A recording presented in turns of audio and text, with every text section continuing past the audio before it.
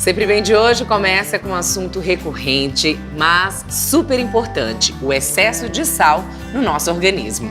Com certeza você já ouviu falar dos perigos que esse exagero pode trazer à nossa saúde e é por isso que hoje conversamos com a doutora Ileana Moraes. Tudo bom, doutora? Tudo bom, Fernanda. Bom te ver aqui novamente com a gente. Doutora Ileana, antes de mais nada, vamos diferenciar o seguinte, o sal do sódio. Certo. O sal é um elemento em que possui muitos minerais, dentre eles o sódio. Ok. Então, sal e sódio são duas coisas distintas. Certo, existe sódio no sal. Existe sódio no sal, iodo no sal, magnésio no sal. Certo. Então, o sódio é um elemento do sal. Ok, então o excesso de sal no nosso organismo não quer dizer só excesso de sódio, não, de outros minerais também. Exatamente. E esses minerais vão exercer funções positivas e funções negativas. Então, não significa que consumir sal é igual à doença. Certo, agora a gente sempre acha que consumir muito sal é perigoso apenas para quem é hipertenso ou para alguma gravidinha, no caso, como eu. Mas não é assim não, né? Não. Na verdade, o sal ele pode descompensar algumas doenças, como, por exemplo, insuficiência cardíaca, que muitos conhecem como coração crescido, doenças renais, então não só para aqueles pacientes hipertensos. Então, todos têm que ter cuidado com o consumo desse elemento. Doutora, a gente tem aqui uma tampinha, né, de caneta, mas não é à toa, não. É verdade que a gente pode medir a quantidade de sal que a gente consome por dia com isso aqui? É verdade. A OMS, a Organização Mundial de Saúde, preconiza que nós consumamos até 5 gramas de sal, que vai equivaler a 2 gramas de sódio, e que não passe da quantidade dessa tampinha. Então, para quem está em casa não tem balança, uma estratégia seria não passar dessa tampinha de caneta Bic.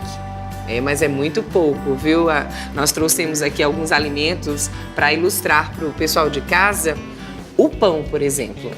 O pão, ele tem 1,5 gramas de sal. Que é isso aqui? Que equivale a mais ou menos 500 miligramas de sódio, que é o prejudicial. Então, ao brasileiro, ele não come só um pãozinho. Vai Geralmente. Vai 2. Então, multiplica por essa quantidade que está aí ilustrado. Leite em pó. Olha a quantidade. Nós temos aqui 100 gramas. 100 gramas de leite. E aqui 1,5 gramas de sal. É muita coisa, né? É muita coisa. Porque é importante lembrar que o sal, ele também conserva o alimento, né? Exatamente. E aí que está o perigo. Por exemplo, os alimentos industrializados, eles têm o sal embutido e escondido. Sim. Porque tudo que vai para a prateleira precisa do sal para manter o seu tempo de vida útil prolongado. Então, o interessante é que você vire o rótulo e veja quanto de sal e quanto de sódio cada alimento contém. Nós sempre podemos confiar no rótulo? Nesse caso, sim. Certo. Ainda temos a salsicha e o caldo de carne, né? Que nesse caso, eles contêm, cada um, aproximadamente 2,5 gramas de sal. Lembrando que a metade de um tablete de caldo de carne tem essa quantidade, que é a mesma da salsicha. É muita coisa, né, doutora? Isso, e na verdade o caldo de carne é o grande vilão dos brasileiros, né? Todo mundo usa na cozinha. Agora, doutora Ileana, tem algum substituto para o sal? Sim, com certeza. Na verdade, a gente até pede que todos tenham em casa temperos secos, como manjericão, salsinha, alecrim. Pode utilizar outro tipo de sal que não seja o refinado, vinagre, limão. Então, abusar desses temperos secos para evitar o consumo excessivo do sal. E lembrando que tem a diferença entre sal refinado, sal integral, sal do Himalaia e sal marinho.